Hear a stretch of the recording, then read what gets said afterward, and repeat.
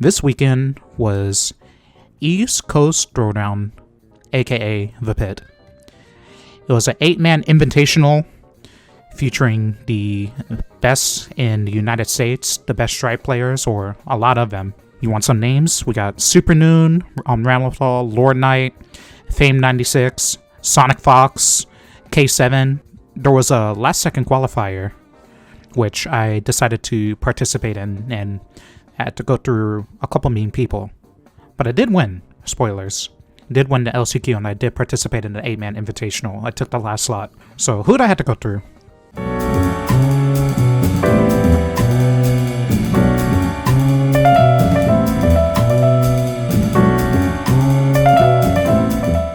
Well, before the Onstream segment, there was a couple people, most notably was Lost Soul. Lost Soul on Jacko, I teared up 3-0. Lost Soul was not ready for Nagoriyuki of my caliber, right? So after that, I did get to play Punk. And, well, as you know, me and Punk had quite the storyline about a couple weeks ago with that money match and stuff. Ever since then, I really tried to pump up my Soul matchup knowledge. Really tried to change up my approach, and I brought some new stuff to the table. The first of which is mastering the spacing for doing 2H after 6S to hit cancel Gunflame. Even though sometimes Punk didn't bite and do Gunflame off of 5H or 6S, like we said, right there, it's still a bet that paid off a ton. Now, the other thing was, when we're in a neutral situation, I added another approach to my repertoire. And what that was Fukio forward into normal grab. I learned that Punk is a certain type of player where he will try to look for a couple specific things and he's going to react to them very well. If there's a lull in the action, or if I don't do the same type of approach, for example 2S into Fukio forward, right? Low into dash. If I don't show him that, then he's going to have to react in the middle of nowhere, right? Blind. So he would have to be way more honed in, and if he is going to be looking for that, then he's going to slow way down. So those are the two big things. Fukio forward grab and doing 2H on 6S Gunflame. See right here. Normal grab. Pressure. Normal grab. See, I'm grabbing him out of his 5k. Whereas if I did Fukio forward close slash or Fukio forward 2P or something, it would never work, especially command grab. So that is what I implemented after losing to Punk in the money match. Good set. I popped off a little bit after. Mr. Charles here on the left, most pleased with that performance. Thank you, Charlie. Oh, that shit was tight. Alright, on to the next one. Alright, so we got Razzo here. You might know that me and Razzo play 10 times in one day in 2 tournaments. That was the G Fuel Overdrive and the IFC Yipes Can Opener Volume 19. Razzo was not successful in defeating me. Very, very well prepared against Leo. People ask me how do I beat Leo so convincingly. So let's first talk about Razzo. I won this set fairly convincingly, barring a couple mistakes. We have to understand about me and Razzo is that Razzo is somebody who likes to gamble. I am somebody who was cut from the cloth of gambling. I was born in it, raised in it. I get my power from gambling. It's just what I do. People who also play the same, it's almost impossible for them to win. So I can dial back my own flashy tendencies and play more consistent, right? To beat somebody like Razzo. Mostly letting them hang themselves, in a way. However, remember how I was talking about gambling, right? You really should take a chance here and there. You can't react to everything that Leo does. It's not possible. There's too many things to look for. It's like a 5-way mix-up. If Leo is in back turn next to you, he can do what? Cross through, go for a high, go for a low, cross through, go for a low, cross through, go for a high, And he can also just sit there and bait your Wake Up Super or Beta button. That's too much to look for. So what you should do is occasionally you need to take a gamble so that he can't do the greedier, harder to react to mix-ups on you without also putting himself at risk, right? So that's really my mindset. It's like, especially when you have 50% meter, or you have burst, or you have a lot of health and you have a life lead, I think there's definitely certain positions where you're going to want to take a gamble against Leo. And I use that to great avail against Razzo. Right here, the mask is coming back on. I can backdash this back turn H and punish with a grab or a 5k or a close slash, but I miss it and end up blocking. A shame. And backdash comes out a little bit late. I got frustrated, I think. As long as he's in forward stance and I keep my distance, it's pretty hard for him to get a big reward unless he swings in hard. Like, the higher my lead and the more resources that I have, the harder I'm going to gamble against somebody who also gambles, because they're going to be impatient. Backdash. Call it out with something safe, 6H. Razzo's like guessing very big on defense. Like, I know exactly how to deal with people with that type of defense, like Gold Burst. In this position, like, what do I really need to do? All I need to do is keep the lead and then let my opponent hang himself. Here, I'm looking for a flash kick, but we get a Gold Burst instead, even better. And here it's like, I know there's no way I can lose. So, onwards to Grand Finals. And in Grands, it was more the same, really. Razzo got up one game early, but again, my methodology for dealing with Leo proved to do pretty well against Razzo's archetype. See that? Also, if I'm that far behind, I am going to gamble myself, because what's more likely to happen? You get hit by a mix-up, or you block it and climb back into the round when Leo in back turn is still advantaged. No, I'm gonna take a guess once in a while. How in the world could Razzo lose this round from this position? Right? How is it possible? How? Besides Razzo gambling over and over. It's not possible. If Razzo blocked for most of this, I'm pretty certain Razzo would have been okay. So, also, things like this back turn unblockable, this is very, very, very fake. You can backdash on reaction and avoid it. Like that. And punish. So right, that's the way the Grand Finals goes for the most part. Alright, spoilers, Razzo dies. What do I think of the matchup? I think Nago wins. With the correct neutral and also a little bit of guessing, instead of just taking every mix-up until you block one. So that was day one. Qualified for the LCQ. Good shit. And let's talk about Sonic Fox.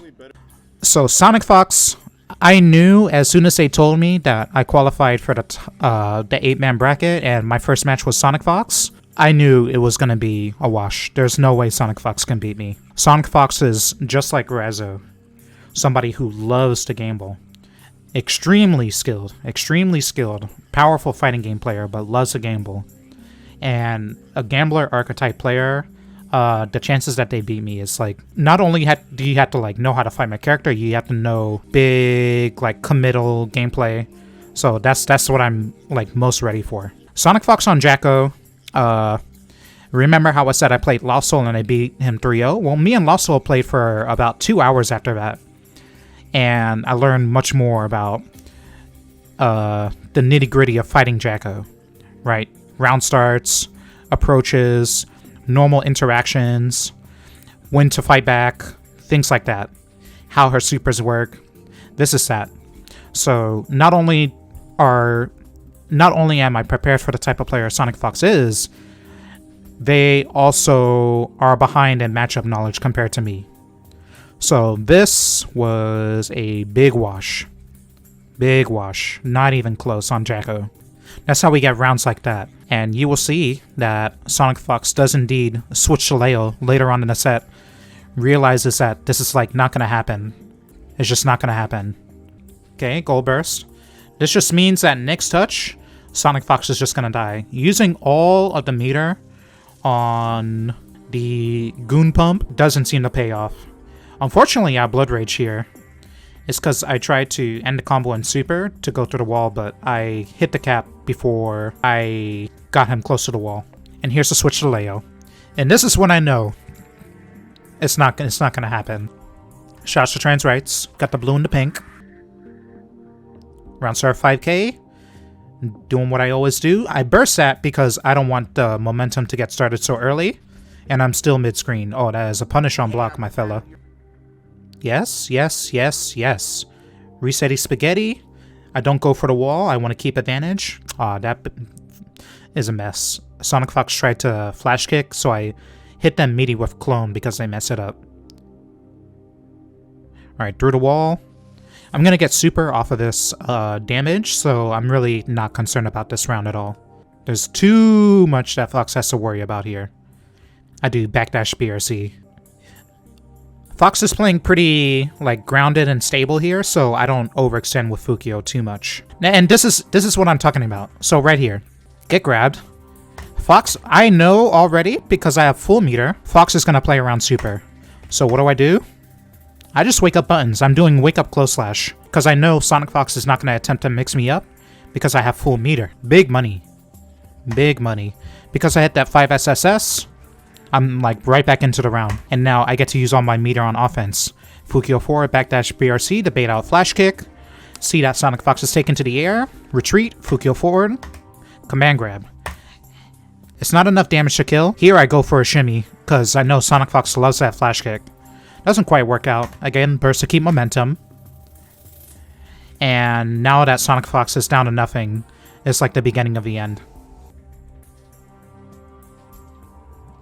Let us go to the next match, which is going to be against Shine. This is Shine Potemkin, the best Potemkin in the United States, barring the one known as Snake Eyes. This match, going into it, I knew that this would be the hardest match of the day, probably. But that turned out not necessarily to be correct.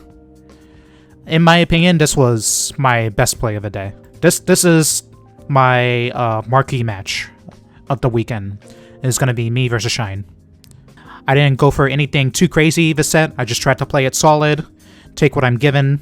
This matchup is pretty hard for Potemkin to play since Nagoriyuki is like very all-range compared to Potemkin, who's very like slow and muddy, but high reward close up, of course, right? And that was my mindset going into it. Try and play safe. Don't go crazy, because Shine is going to be much more prepared for it now. One thing that I was paying attention to particularly was Garuda. The last time we played at TSB, I was not playing very well around Garuda, and this set I decided to be much more conservative. That means just taking it and then jumping out at the earliest convenience rather than trying to super or fight back, and fuzzy jumping rather than committing too early. So here, 2H, Fukio forward, 30 blood. Spin, 80 blood. Here, I know I'm gonna Blood Rage, but it's gonna take a while, right? I hit him with a 5P, 6P, Super. Here, I know I'm gonna go 5 SSS, so I don't Blood Rage and take the wall. However, drop. Why? I don't know. Maybe off timing. He does not realize that I'm going to Blood Rage, so I get a new lease on life in this round, but yeah, I'm dead before I even land from the Potemkin Buster, really. I go back to character select, I say, okay, just take my time, think for a second, you know, this is the hardest set of the day. This is when I realized Shine is being pretty patient while defending against pressure, so I'm going to abuse that tendency this set. Rather than taking like any like massive gambles, like when I'm going on offense, except for that was foolish.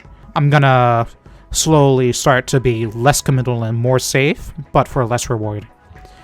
This is what I'm talking about when I say be patient about Garuda. Shine knows that you cannot Garuda Nagoriyuki when he has 50% meter, yet still, in my mind, I think it's coming. So I commit. Reversal. Doesn't pay off. If charge 5D hits, you get back like 300 blood or something because you hit how many JHs in one combo, right? And they all give back 60 blood on hit. If Potemkin is at this angle on the screen, I can't really do anything about this super. See, I can hit him, but he's going to get his reward. I'm going to get hard KD through the wall. And now I'm pretty behind. On my last leg, decide to go all in. Meaty Blood Rage. I believe this is still a punish, but somehow Shine messes up the punish, and I get the round. And if he didn't mess up, then this could have been totally different, right? I could have lost to Shine 3-0, potentially. 1-1, feeling much better after randomly getting that round from the brink of defeat. See, my Fukio forwards, they're not necessarily getting stuff, but they're getting countered. But there's counters to the counter, you understand? Shine is not necessarily going full avoidant. BRC forward on round start is a pretty strong option that I use as well as a grappler type character with powerful close range options. So here with my lead as it is, and I'm about to have 50% meter from positive bonus, the moment the wall break happens and we both get control again, I'm already moving backwards with Fukio. I do not engage.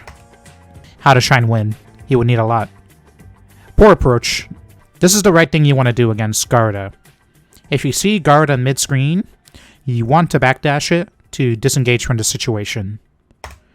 You might get hit, but Potemkin can't pressure you afterwards, so it's a sacrifice. Oh yeah, it was I hit the spin and then the game frame dropped. Right, yes, exactly. Oh boy, that made me butt pained a little bit. Yep, and then I missed a combo. Exactly. Great pressure. I try to shimmy like a normal grab, feeling that Shine is getting a little bit frisky, but he holds the line. I burst here. To keep momentum, I really need to get this round closed out. And luckily I land the 5k after I being the Mega Fist back. 6H? Amazing. I've been doing this meaty clone stuff. It seems pretty good. Meaty clone mixed between command grab and glow slash or shimmy. You're like +5 or something. That's really good. This is something you can do. If your opponent is taking to the air and they already used all their air actions, like right there, double jump down, you can definitely Fukio forward and grab them because they're going to be afraid of getting anti-aired or something, right? Bang. Last game. Tried to Fukio for a command grab since Shine has been playing pretty conservative. Get it started here. Gold burst immediately. In between. Oh, shit. Oh, that was almost fucking sick. This is why I don't use JD combos, because it's very inconsistent and scary. The moment I did this Fukio forward, I knew I was going to Blood Rage, so I'm super jumping forward. And here, I'm like, alright, how am I going to win? He has no life. And I think to myself, 5H, fast RC, 5H. Works. When I hit that counter hit, I knew. Because the blood was going down, the round was very in my favor. And yes, I was very, very proud. So this is going to be me versus Tempest in Grand Finals. Tempest beat me 3-0 in Winners Finals, and that's when I realized, oh, this is Sonic Fox again. Sonic Fox climbed back to Losers Finals, but it's going to be the same story. Sonic Fox and me, we are cut from the same cloth, but since my matchup knowledge is superior, even though they picked Leo from the get-go, almost no way that they can take it. Very unlikely. I would give it to K7 before Fox, of course. Here we are. So, me versus Tempest. Even though we played twice, once in Winners Finals and once in Grand Finals, there's not much to say. This is not a matchup that was on my radar. I don't play against Mei very often. The last time I fought Mei, it was at TSB, and Papaleo and Tempest were both there, and I creamed the shit out of them because I was warmed up on the matchup. This weekend, I was not warmed up on the matchup at all. Hats off to Tempest. But I'll definitely be playing a little bit better. Like, once I got this first game in Grands, I thought I was climbing back a little bit. But I start to have a little bit too much fun. And I make some poor decisions. Right here in Grand Finals is when it starts to go awry. Once I show you this, I'll explain what I needed to be doing in the set and why I wasn't doing it. So Blood Rage should have died, but we live, and I know I just need to take my time, assess, like, okay, what's the plan? We have to approach. Super. Okay, here we go. How am I gonna win? We're both on last hit. Tempest has a super and a burst, and I make a pretty poor decision. I shimmy the super, and then I try with all my heart to do a chip all in, and it barely doesn't work at the last second. And if I made a different decision right here and did Fukio back or did spin and then blocked, I would have won. Instead, I had to accept the Blood Rage. A good way to go out. A good way to go out. I don't know how that did. Burning in glory, right? Pretty cool. So this set is all about Dolphin. Dolphin is basically the only special move that Mei has, and I know how to fight Dolphin, and I did not fight Dolphin very well at all. There's many OSs that I can do while defending against Mei to prevent her from making me guess over and over, and I wasn't really doing any of them because I remembered what to do a little bit too late. I also was not playing very conservative at the mid-range. So those are two pretty big things. Tempest was doing a lot of 6H pressure, and I almost never ever fall for it because I react and then just press a button. But for some reason here, I tried to backdash just if every one of them was going to be full charge, which was not the case. Yeah, not dialed in at all. So not really a great example of Mei versus Nago. Not my proudest moment. So Tempest took it pretty easily. I start to climb back, but again, not enough. I was making a lot of mistakes. This was probably like the end of like my energy for the day. Yeah, getting counter hit by these Dolphins is like not great. Now, usually the type of person that I am is, even if I'm not like so amazing at a matchup, I can crutch on my skills as a player and my reactions. But since this was PS4, it doesn't quite work that way. Since it's a 5-frame delay, everything's a little bit more committal. Things like a character IADing at you and you anti-airing properly is going to be much harder, and I was off time. So I wasn't able to crutch like that. Clear loss. Nothing, I didn't really have much to say about it. Just have to do better next time. Really, I don't really care if I win or lose, but losing because I didn't play the matchup very well is not how I want to go. Qualifying through the LCQ, staying in winners all the way through to the end and getting second, pretty excellent. So, good games. ECT was a hoot. The production was amazing. Brooklyn and Brooklyn, New York. Thank you everybody for cheering for me. You know, catch you on the next video.